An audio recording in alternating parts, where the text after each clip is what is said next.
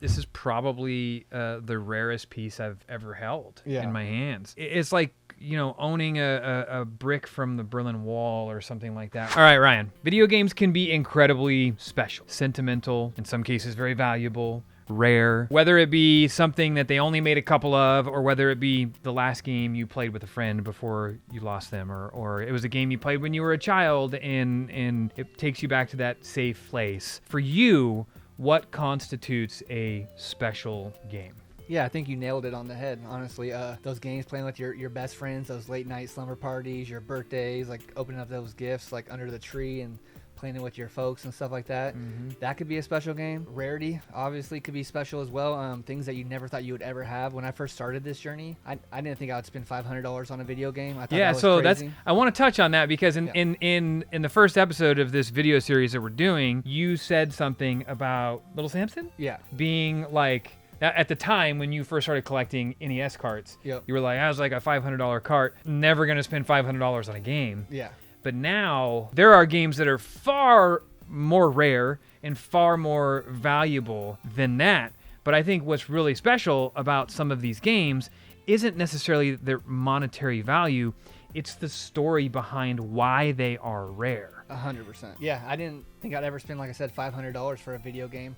But as time went on, I started collecting and flipping a little bit to build my collection. Meeting new people, it just started happening. It was just a hobby. I didn't have a lot of money. I was working 60 hours a week just to survive. Like, what was the goal initially for you? Because I know what mine was. It was just an obsession over like you get to that point where you're like, well, I mean, I got a lot of the NES titles.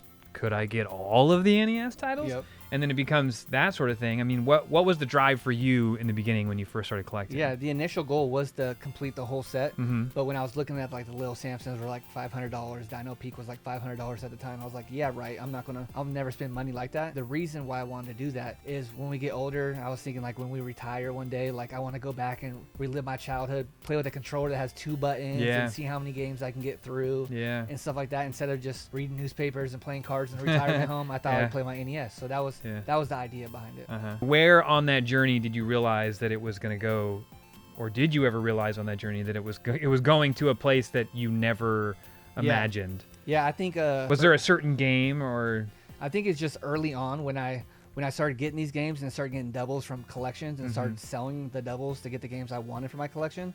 I started seeing like, well, I actually enjoy this. I'm helping other people complete collections.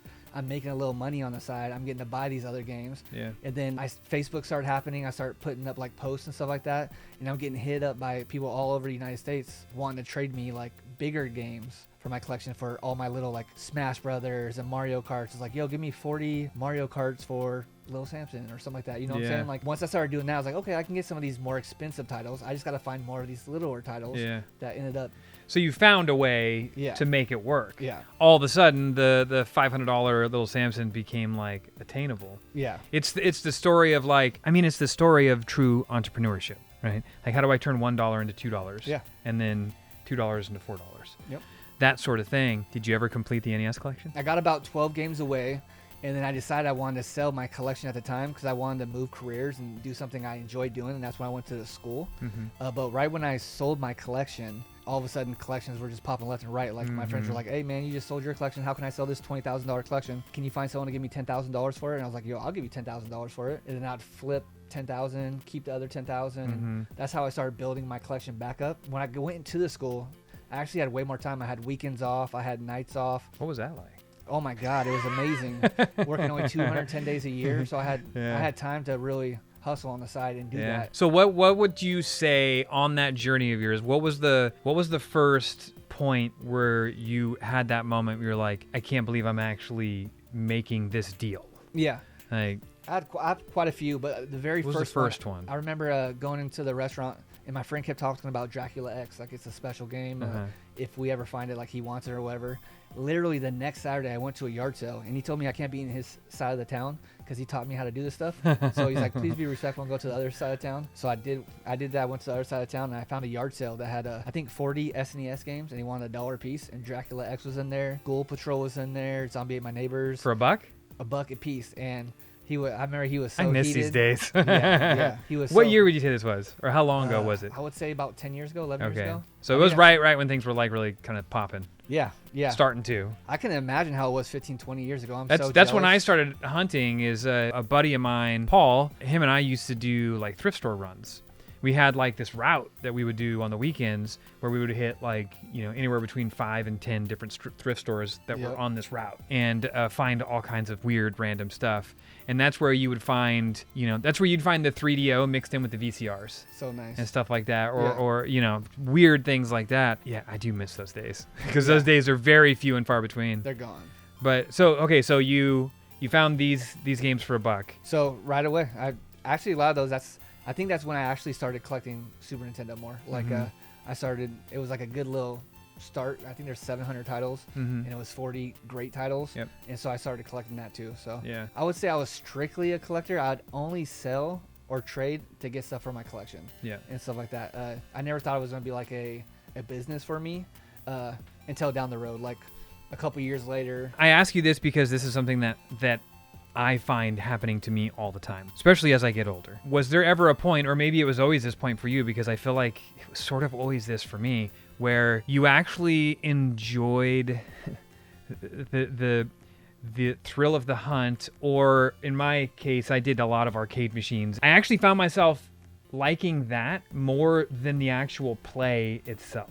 Yeah. 100%. How often were you playing your collection? Honestly, not much. I've always had a bit, since 18, I've been grinding, man, working 60, 70 hours a week type thing. So I never had time to really play. It was all about the hunt. The hunt is everything. Yeah. I didn't like selling. I didn't like shipping. I didn't like doing all that kind of stuff. Yeah. I like cleaning it up, putting it on the shelf so it looks nice, and just going in and enjoying it. Putting it in my app. That I wonder where your store came from. Yeah. It's like I feel like I'm walking into your house by walking into your store. Yeah. I had the same kind of collection obsession when it came to video machines, video arcade machines, and pinball machines and jukeboxes and stuff like that. I loved finding that one. Like this Lethal Enforcers here was actually found at a garage sale over in the Rosemont area. Hell of a grab. Yeah, $200. Wow. And totally everything worked. And I was just like, I can't believe I'm going to own a Lethal Enforcers. And I get me wrong, like I play through it every so often because it's not, these arcade machines aren't super long, but it was that moment. That's what I remember about this game. And I can sort of say the same for almost everything in my collection. While I do enjoy playing them, I think that's what makes us like collectors. For me, it's never really been about amassing this collection that's worth so much money or anything like that. It just became, the video game for me became the hunt. Yeah. Right? Like, it's like Skyrim, where all of a sudden you find yourself picking up every fucking potato that you find and then buying a house and having a room full of potatoes. That's what this is for me. What's crazy to me, I don't know if you ever felt this, is like, it was almost like a high. You're out there, you're 100%. Looking, you find this stuff, and you get like this, a little high from it. It's a rush. But if you don't find something in like a week, 2, 3 weeks, you're like, oh, I'm losing it, I'm lazy, I suck, like, you've experienced that same all the thing? time. It's crazy. All the time. How it Yeah. Yeah. You know, it's very similar to I have compared the feeling I get when I find a cool treasure, like this sort of stuff. It's the same reason why I fish. I love fishing. I don't get to fish that often anymore. Yeah. There are days where you go out and you just completely get skunked. You never catch anything. You don't even get a hit. Yep. Right? But for some reason you go back out the next day. Yeah. Because you're like, I'm gonna get that. I'm gonna get it this time. Yeah, and you're thinking about how big it's gonna be, like, just like finding that special game. I'm gonna find that one spot. I'm gonna go all the way to the back of the lake where nobody fishes. You know, I'm gonna go to that Goodwill that's over on, whatever, and I'm gonna find that thing, or I'm gonna go to the yard sale, or. Is it like finding games too? You see one guy catching fish over there. That's the spot. Like, I need to go. God to that spot damn next it! Week. He caught my fish. Yeah. I would see people walking. I'd be walking into the thrift store, and I'd see a guy walking out with like a N64 under his arm. Be like, God damn it! 5 minutes took earlier. the one thing. 5 minutes earlier. Yeah. So that being said, what would you consider, and you have a very large collection at this point, what would you consider the most special piece in your collection? Yeah, I've been thinking about that quite a bit because there's a lot of them. Like, I love the Final Fantasy 3s, Secret of Mana, some of those graded stuff. But when I come down to it, was contemplating moving most of my collection soon to possibly buy a commercial building or continue the brand and the business, because I really enjoy that part.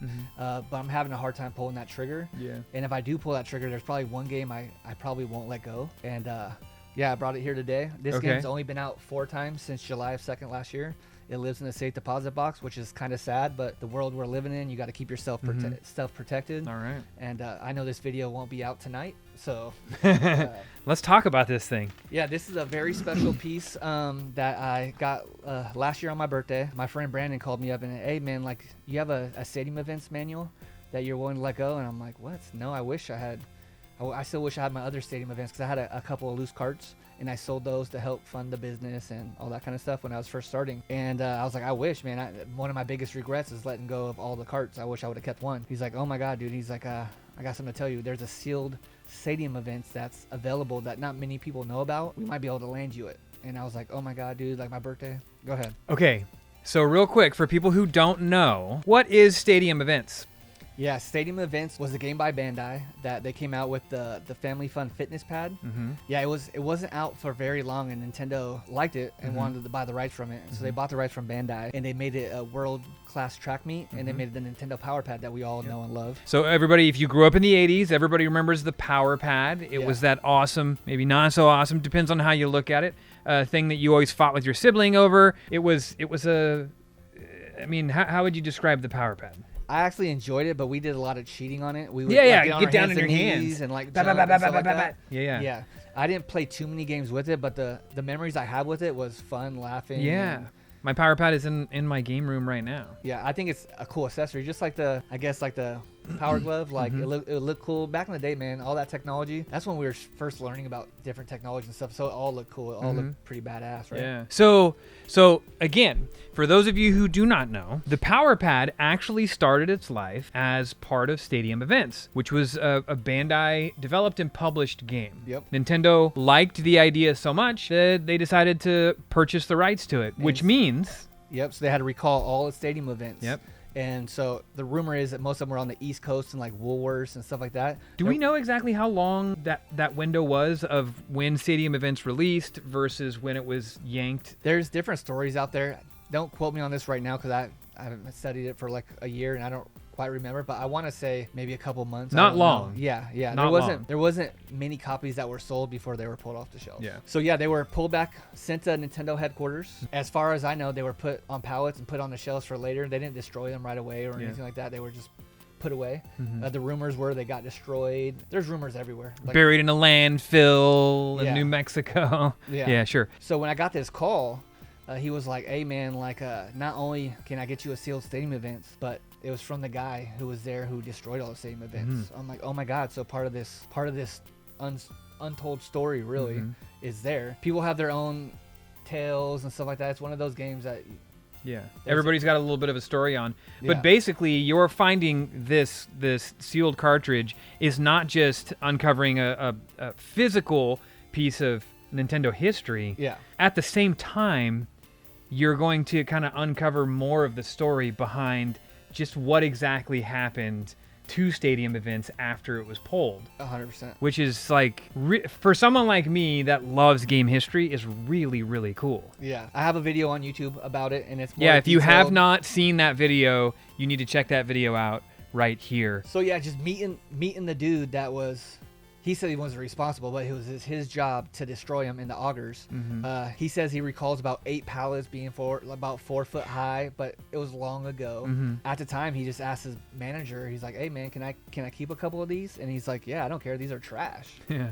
And so there he is. He says, throwing them in there, watching it them is so interesting to think that, yes, to Nintendo at the time, these pallets of games is like, we bought this thing. Our thing is superior. There's no sense in these existing. So sure, dude, if you want to take a few of them, whatever. Like, who would have thought? I'm sure at the time he didn't think like, I'm gonna take these. It's a memory. It's a piece of history that you're taking. At the time, nobody thought video games would have the kind of value that they have today. And if they weren't destroyed, they're probably not that as they much. would not be as valuable. So it's if that wouldn't have happened. It's part of the whole story. Yeah, exactly. And it's not like E.T. where they just dumped them into the, what's it called, the junkyard or whatever? The landfill. These were in an auger, so they were destroyed. So if they were in there at a landfill, I'd be digging. Yeah, for these things. for sure, right? So you drove up there? Yeah, drove up there, super excited. We made a deal on July 1st, and I wanted to pick it up July 2nd, my birthday. And going up there and just, my heart's beating the whole time. I can't believe I'm getting this great thrill. It was like I said, you're chasing that high of finding these things. Yeah. And it was like the longest one I've ever had. And so I'm just going up there. I'm calling some friends. I'm calling Gabo. He told me to call Riggs to be like, hey, maybe Riggs could film this for you. But Riggs wanted to, but he was busy that day and stuff like that. So we were trying to make something happen. So he told me everything I needed to do to just record it myself. And I did the best I could. And yeah, I get there July 2nd. We meet at an IHOP of all places to have breakfast. And he brings it in a birthday bag, a Mario birthday bag, which was super, super cool, man. Super cool. So we sit there. We're talking about his experience in Nintendo, how he worked there for over 20 years. He met his wife who worked in Nintendo. She was in the IT department. They fell in love. He would talk about how she has her own patents and stuff like that. So I forget the year. You can find it on the video. I think it was around 2014, maybe earlier 2011. I don't know. I don't remember the year. Someone found a sealed stadium events on the East Coast. Okay, so this is when the first one started to surface and things. I don't know if you guys remember this. If you're into video games, everybody kind of remembers this moment of like, whoa. Yeah. I think a lady found it in a thrift store, a sealed one. It put on eBay. It went crazy. I want to say she got about $40,000 at a time. And was this the first sealed copy that had surfaced? I don't remember. I don't know either, but I feel like it was definitely the first one I feel like that I heard of, because that was the era of, you know, it was kind of the new era of social media. Yeah. And it spread like crazy. Yeah. Because before, even maybe there was one, you know, in the late 90s, early 2000s or whatever, but news programs didn't pick that sort of stuff up, so they really didn't care. Apparently, the first floor and second floor, Nintendo's going absolutely bananas. Like, everyone's like, "Oh my god, can you believe we destroyed all these?" We threw them away. And like, it was probably good. What's it called? Good PR. PR, yeah, good PR and stuff like that. He goes up to his wife on the second floor. He's like, "Hey, you're hearing about everything?" She's like, "Yeah, it's crazy." He's like, "I think I have one of those at home." And she's like, "Sure you do. Like, you don't know what you have." Because he wasn't like a collector like you and me, where he just knows exactly everything he had. Yeah. He wasn't like necessarily a hoarder too, but he just like cool stuff. So you get cool stuff. Just pieces of history. Yeah, exactly. Yeah. So he's like, "No, I really think I do." And so he went home that night and he's digging through, and he said about an hour in, he's like, he finds the box and he finds 1, 2, 3 sealed copies of Stadium Events. 3 sealed Stadium Events. Crazy. I can't even imagine like what he was thinking at the time, and his heart, and seeing those and getting ready to go tell his wife, and like I could only imagine that feeling. And he said it was the first time where he felt like I hit a home run with this one. Yeah. Type thing. Yeah. The only problem is you can't sell anything from Nintendo and make a profit or anything on it while you're working there. Yeah. So he had to wait to retire, quit, or if he got fired or something like that. So he had to wait till he retired. He sold his first copy on eBay. He said it went absolutely crazy, all the messages. He said Seattle was trying to find out who was the owner of this video game. He said he was getting hit from Europe. People asking about like the stadium events and stuff like that. So it was kind of scary. Wild. Yeah, it was kind of scary in a way. Yeah. And so when a person bought it on eBay, he didn't think about asking if he had any more. Like, who would have thought that? Like, if you had this rare item where you're like, you have a second one? I have a or winning third lottery ticket. Do you have another one? Yeah. You would never think. No. So he sold it. He waited a couple years later to sell the second one. Apparently the guy that bought the first one hit him up and was like, "Hey man, you worked at Nintendo. Like, you have anything else cool laying around? I got that Stadium Events off of you." He's like, "Actually, I have a second Stadium Events." And he's like, "What?" Look at this. Yeah, so he ended up selling the second one. I want to say he sold it, I think he said 60 or 62K for the second one, I believe. This was quite a few years back as well, but he didn't think to ask about a third one either, because what the hell, right? So he kept this one away for quite a while, and I was the lucky person that got the phone call from my boy Brandon, and we made it happen. And I'm a proud owner of it. Let's see this thing. Yeah, like I said, this has only been out 4 times since last July. I crossed it over. And yeah, this is there it is. Look at that. Woo! I have to say this is probably the rarest piece I've ever held in my hands. It's just crazy to think that here I hold such a wild piece of history. Yeah. It's like holding the first pristine copy of Nintendo Power issue 1. It's like, you know, owning a brick from the Berlin Wall or something like that. And I'm assuming when you got it, it was raw. No, it was graded VGA. Only reason I crossed it, I had a hard time crossing it, but I got a pedigree, so I got my name is written on the games and stuff like that up there. You see how the Fire and Ice collection. So the only reason I crossed it is just to have it part of my story now and my history. It was actually a very hard choice to do that, but I did. All those years ago, when you started collecting NES games, did you ever think that this would be something in your collection? No, man. This game is super special, and to me, it's the king of Nintendo. Even though a lot of people say the gold NWC card is. Yeah. To me, this is the one that all my friends, like 99% of my friends who went after collections, can't get the complete collection because it's still part of the licensed NES set. Mm-hmm. So you can't complete the licensed NES set without a loose copy of Stadium Events. So to me, that's a very special game. It's so just the hanger is still on it, like, which is crazy because a lot of these were obviously recalled. So this is one that actually made the shelves. There's just such a nostalgic feeling when you look at an NES game in a box. Yeah.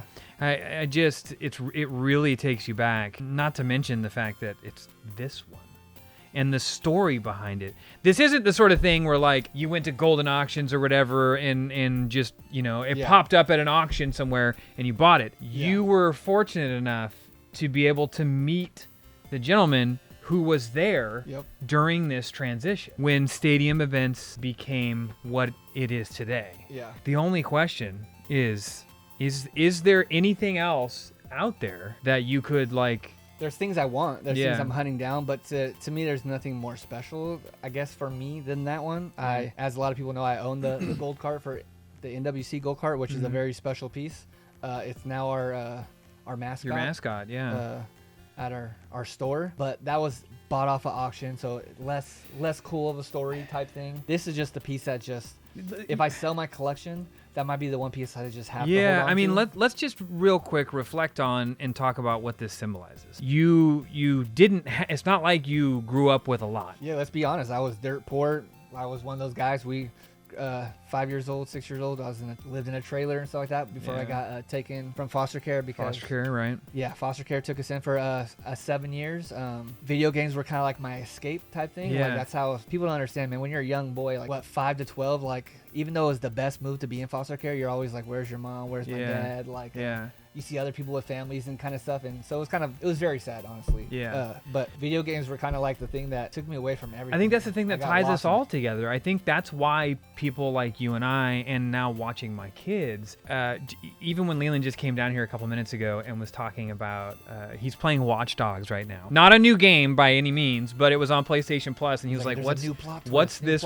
Yeah, he's talking about this thing. I'm watching him nightly escape into this. And my kid's got a great life. Obviously, they're growing up with all this cool stuff, but he still can disappear into this other place for a couple hours every night, and that's what brings us all together, and what makes us love this thing so much. So people that don't understand that's what it is. Especially for like the things that you had to endure. As a child, this is the thing that helps you escape that. And so now having, going from that to this. It's absolutely insane. I mean, how many of these exist like this?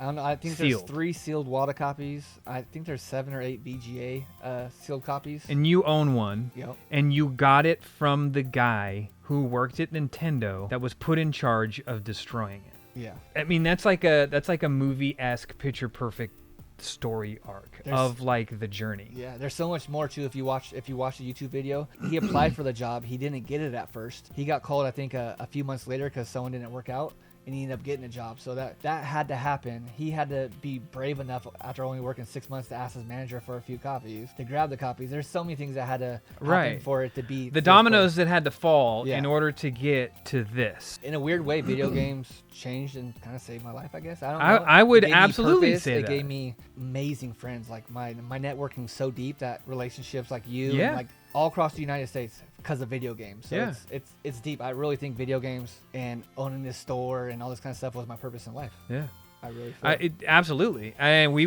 wouldn't know each other if it weren't for games. And I think that's one of the things that really, with this hobby, with this, I like to call it an art form, with this media type, it's something that I think is understated.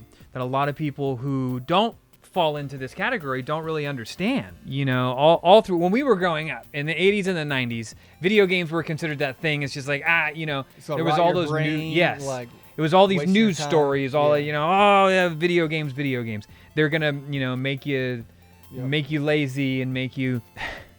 It couldn't be more opposite. Yeah. And this is why we love this so much. This is why I sit down here every night and record videos surrounded by these, and watching my kids experience the things that they experience, walking into your store and just being able, sometimes I go to Fire and Ice without purpose. I'm not looking to buy anything. Yeah. I just like going because of the atmosphere and the environment. Sometimes I'm fortunate enough to be there when somebody new walks into the door for the first time. Yeah. And I get to watch that, like, wow, you know, factor. or Wow. even better yet, every once in a while, I'm fortunate enough to take somebody to your store myself that's never been. Yep. I get to sit back and be like, Take it in, all watch them right. how they do it. Yep. It's like introducing your kids to like Chuck E. Cheese when they're kids and just letting them go and then being like, whoa, Yeah. look at this, you know, like those moments. Those are the best. There's so many people that come through that front door, take 3 steps, and they just get stuck in their tracks. Yeah. And you're just taking it in because from the outside, it doesn't look like it's gonna be very big. Yeah. And you walk in and it just freaking hits them. Well, it was actually Ryan J from Ryan's Card House that told me to come check out Fire and Ice when you guys first opened. Him and I were hanging out and he was like, man, you really got to go check out this new place. And I remember walking into the store. It was the first store, the smaller one. I walked in and I texted him right away. And I was like, well, I made it to Fire and Ice. And he was like, what do you think? And I was like, this isn't a game store. It's an experience. And it's something that I'm going to have to like come back to a few times before I'm going to be able to like wrap my head around like what's going on. Because I haven't experienced anything like that before. You walk into a GameStop or like a new game store these days. I guess that's really I guess that's the only one left is GameStop. I mean, I guess there's like an aisle at Target and Walmart, but like whether it, in the 90s it would have been Babbage's or Software, etc. or whatever, Suncoast. And you have new games that are in cellophane, but when you walk into your store, it's all retro. Right, it's walls of NES, it's walls of SNES and Sega Genesis and all of these games that look like they're brand new. Yep. And I just never experienced anything like that. I'm so used to thrift store shopping, looking for the treasures. Games, the labels are torn off, and you hope that when you get it home, it's gonna play. Yeah, it's just different. Yeah. Everything I built it. I was raised by women, so my visual, I can't do anything on a card, but my like visual and colors and stuff like that, I feel like I had that unlocked. Yeah. And even when I was getting the cabinets built, especially, I had them built like 9 foot tall. So even if you were like 6 foot tall, like you have to look up. Like you're still So it kind of like hits you with that nostalgia of looking up at things that you want as a little. Well, kid. and I'm a tall guy. Yeah. And I'm 6'4", right? And when I walk into your store, one of the things that I noticed about your setup in general is your verticality of things. Yeah. You understand that like it makes a difference. It's why this camera right here sits slightly above my eye line because it's just more pleasing. Okay. Right? And it's the same thing with your store. It doesn't matter how tall you are. You still kind of have to look up at things. Yep. And it gives you that sense of wonder. Yep. So few people pay attention to that sort of stuff. Yeah. And I would imagine there's a lot of people that walk into your store and they feel that way, but they don't understand why they feel that way. Yeah. That's just it's special, man. It's the it factor. That's what fulfills me so much. It's something I've never experienced in a game shop before. Yeah. Sometimes I walk in the morning and then it hits me like, wow, like I built this, like is this special? Yeah. I'll sit back and watch as parents and kids, like not knowing that these are core memories that they're going to remember 10 to 15, 20 years. Mm-hmm. Like your son coming down so excited and you listening to him, getting feedback, questioning, like just solidifying, just have that moment with your kids. It's special too, man. So I love that. That's what this hobby is about. And it's just special. And that leads me to kind of the next thing that I want to talk about. Speaking of special, RGX. Yeah. There's one thing I've always wanted up here in Northern California, which is where we live, which is where Fire and Ice is. I've always wanted that Comic-Con equivalent to a game expo. For sure. I spent pretty much throughout the late 90s and all the 2000s attending San Diego Comic-Con. That was my thing. I loved going to Comic-Con every year. It's the show of all shows. Yeah. Now, granted, back then in the 90s and early 2000s, we really didn't have game expos, so that was the closest thing. And there actually were a lot of game vendors at Comic-Con back in the day. There's not anymore. It's also really hard to get tickets to San Diego Comic-Con these days. But I always thought, like, man, what if I didn't have to drive to, all the way down there to do that? We need something like that up here. For the first time, I think I can confidently say ever, we're finally getting a game expo of that size, and this is where it all kind of comes full circle. Yeah. It's your brainchild. Yep. Now we're nowhere near a size of a San Diego Comic-Con. I heard Sure. it takes days to get through that something like that. Well, I don't know. I've walked the Comic-Con floor many times, and knowing how large this floor is, I would say actual size-wise, it's close. Okay. Yeah. Yeah, I know it's about 120,000 square foot. Yeah, I believe they said. It's a large game expo. Yeah, it's large. Yeah. I'm excited about it. But it is my first show, so I'm nervous too. And if you know me at all, or if the community knows me at all, like it's just gonna keep building and building. Well, let's year 3, year 4, let's look at this. Okay, have you ever run a retail store before Fire and Ice? No. Have you ever opened a retail store before Fire and Ice? No. You've never done anything like that. Ran a business? No. Okay, and Fire and Ice is how old now? 3.5 years. 3.5 years old, and look what it is. Yeah. So I'm feeling pretty good about the future Likewise. of something like an RGX. Yeah. As long as you're behind the wheel, and I know we touched on this in the last video. We talked about RGX. We went through the whole thing, so we don't need to go through extreme details, except there is something really special that I want to talk about. Okay. One of my favorites in my collection is this game here. The first Silent Hill. So good. One of my favorites. To me, it's the best horror game of all time, but somebody asked me on the live stream recently what my favorite horror game is. I'm a huge horror movie guy, and I love horror games, and hands down is Silent Hill. So that being said, I was really excited when you had some big announcements over the last couple weeks. Yeah. What do we got? Michael G. Michael G. If you're unfamiliar with Michael Gwynn, that's the lead. Harry Mason in Silent Hill. What else about Michael G, though? He's been, 30 years in the business, and he's never attended an expo. Never Very first, done an expo. Yeah. Which is wild to me. It is crazy. Like, one of the most iconic games in all of video games. Yep. And Michael Gwynn hasn't done an expo, and his first expo is RGX Year 1. I'm so proud of that. And let's not forget Symphony of the Night. He was Dracula in Symphony of the Night. Night. Right, arguably the best Castlevania of all time. Okay, I was just going to say, what's the best Castlevania of all time? Symphony of the Night. Yeah. For the PlayStation 1. And he is the voice of Dracula in that as well.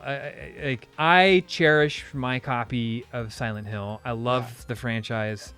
This was the game. This was one of the first games that I still remember playing through this game. Yeah. Growing up, I had my dad bought me this old waterbed, and so I had a waterbed growing up. Yep. And the heater broke in it. Yeah. And so it was just this big bag of cold water, basically.